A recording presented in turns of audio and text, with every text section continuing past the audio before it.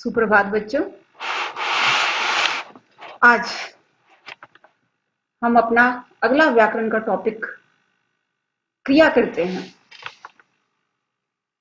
क्रिया और उसके भेद कितने हैं, आओ इसके बारे में जानें। जिन शब्दों से किसी काम का करना या होना पाया जाए उसे हम क्रिया कहते हैं। जैसे वाक्य एक, राम पढ़ता है, निर्मला हंसती है। इसमें पढ़ना और हंसना ये दोनों क्रिया हैं। आना जाना रोना ये सब क्रिया के उदाहरण हैं। क्रिया के दो भेद होते हैं, एक रचना के आधार पर और दूसरा कर्म के आधार पर। रचना के आधार पर चार प्रकार की क्रिया होती हैं: प्रेरणार्थक क्रिया, संयुक्त क्रिया, नाम धातु क्रिया और अनुकरणात्मक क्रिया। और कर्म के आधार पर क्रिया के दो भेद हैं, एक है सकर्मक और दूसरा है अकर्मक। क्रिया के इन दोनों भेदों के बारे में जानने से पहले आओ कुछ महत्वपूर्ण जानकारी हासिल करते हैं जो आगे वाक्य को समझने के लिए भी बहुत जरूरी होंगे। क्रिया विकारी शब्द है। विकारी का अर्थ क्या होता है? विकार उत्पन्न होना, अर्थात जिसमें परिवर्तन आ जाए। जैसे एक वाक्य है, सीता गई, राम आया। सीता स्त्रीलिंग थी तो क्रिया स्त्रीलिंग की हो गई। इस विकार का अर्थ क्या? वो परिवर्तन। तो इसमें परिवर्तन आ गया, स्त्रीलिंग को देख करके क्रिया भी स्त्रीलिंग की होगी। राम आया, राम पुल्लिंग तो पीछे आया, क्रिया भी पुल्लिंग हो गई। तो इसे कहते हैं विकार आना, परिवर्तन आ जाना। दूसरा कुछ एक ऐसी भी क्रियाएं होती हैं जिसमें ना तो कर्ता ना कर्म, किसी की भी जरूरत नहीं होती, वो अपने आप में पूर्ण होती है। जैसे मैं किसी को कहूं आओ, जाओ, रुको, दो, ये अपने आप में पूर्ण अर्थ दे रही है। तो इन्हें ऐसी जो क्रियाएं होती हैं ये पूर्ण वाक्य का भाव बताने में समर्थ होती है।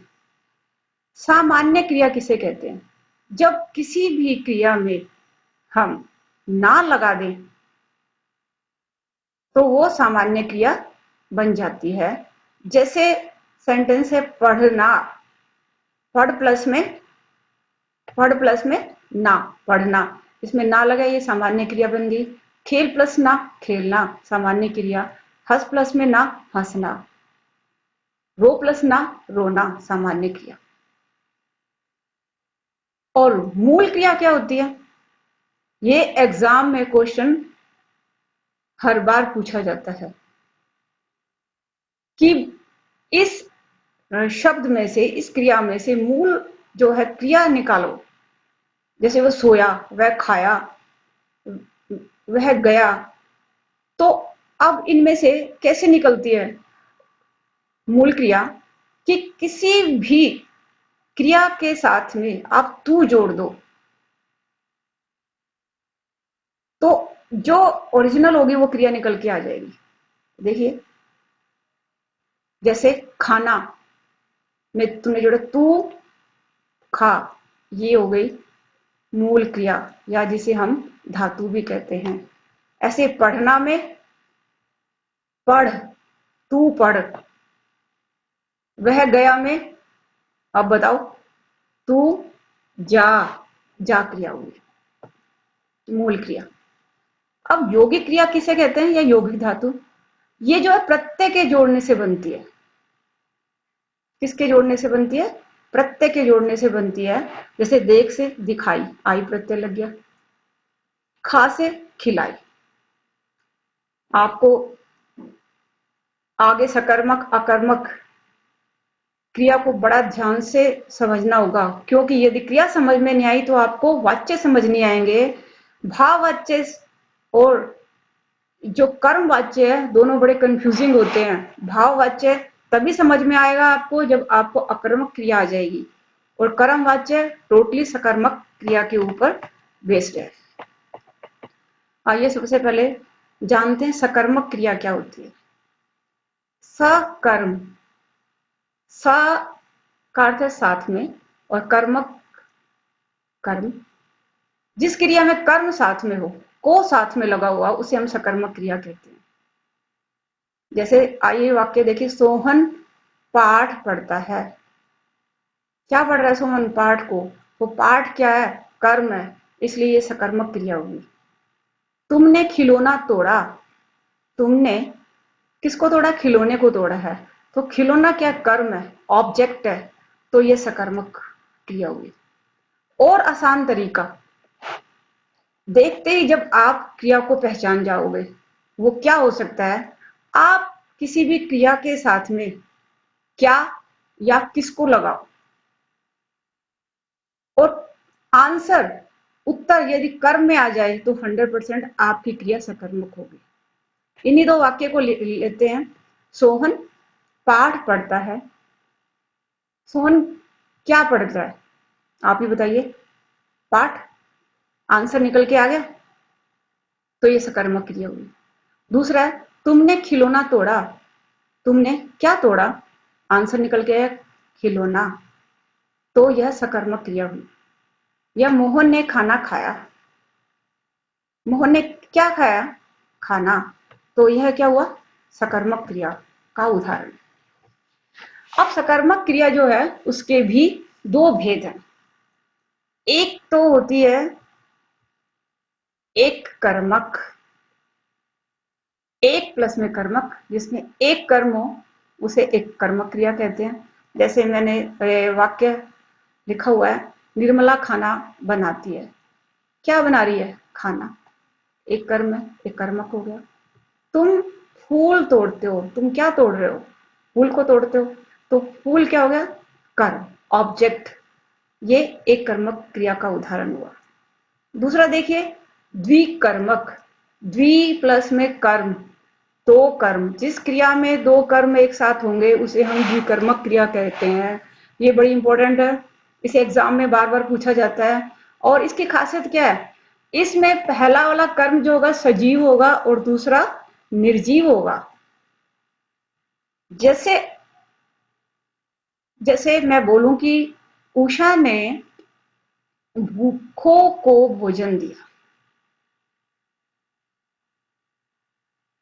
अब देखिए, भूख क्या है? भूखों को क्या है? सजीव, और भोजन क्या है? निर्जीव। दो कर्म निकल करके आए, तो यह क्या हुई? द्विकर्मक क्रिया।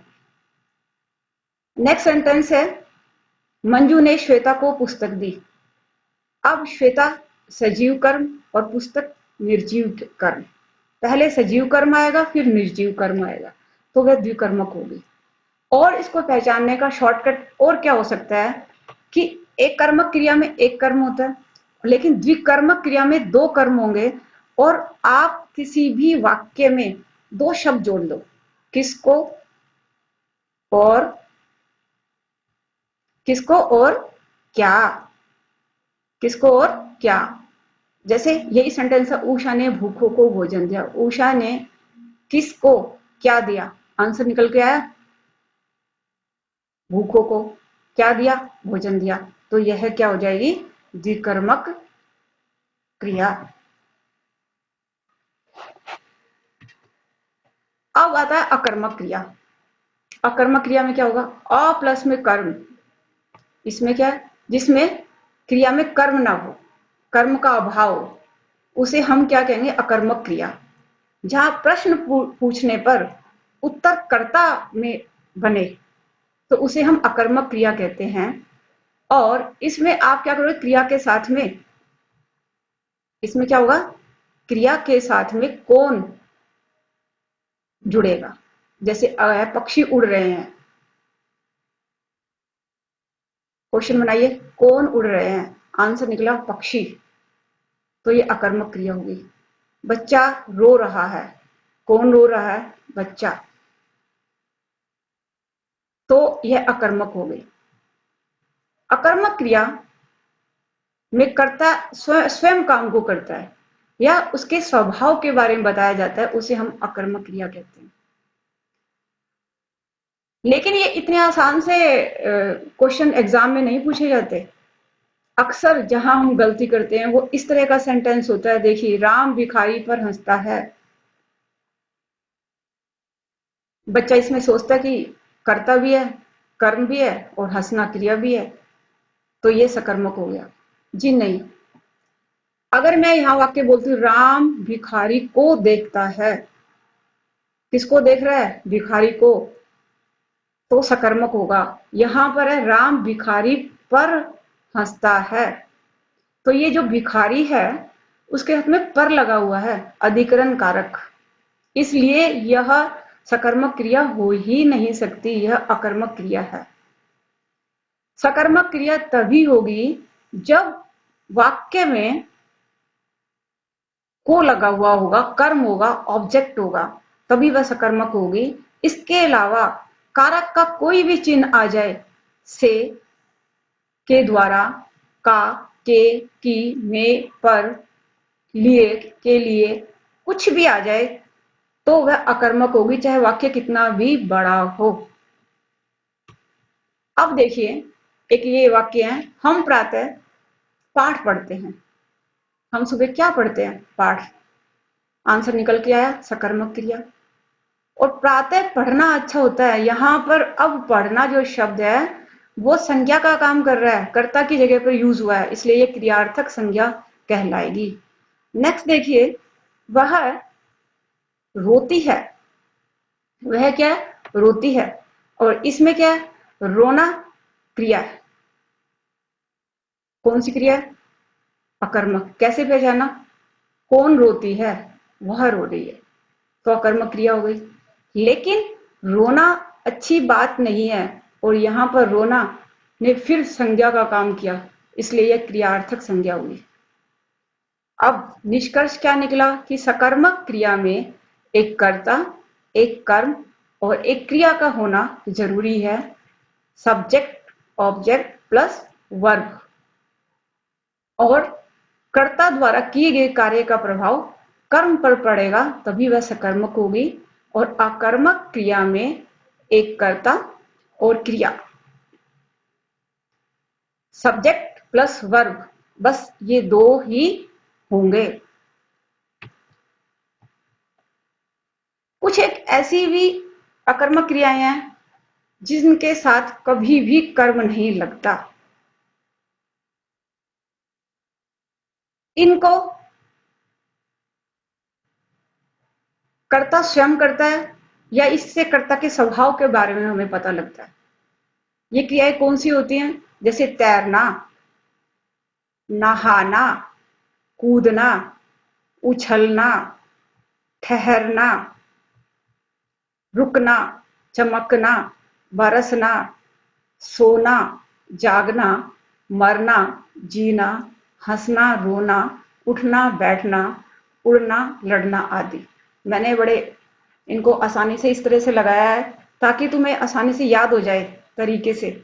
जैसे सोना, जागना, मरना, जीना, हंसना, रोना, तो आप आसानी से याद कर पाओगे।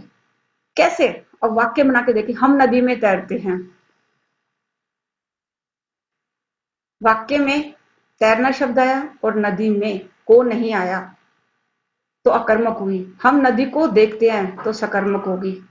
आकाश में चांद चमकता है, को नहीं है, आकाश को नहीं है, आकाश में है, इसलिए यह जो है अकर्मक क्रिया का उदाहरण है।